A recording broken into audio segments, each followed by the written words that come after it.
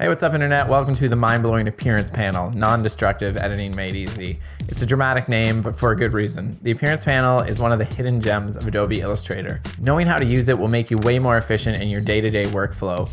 For example, you may not have known how to add a stroke to editable text and still keep that text nice and easy to change. It's going to make your files a lot easier to work with when you're working with clients or even when you're working with yourself, so that you know how to set files up the most efficient way possible.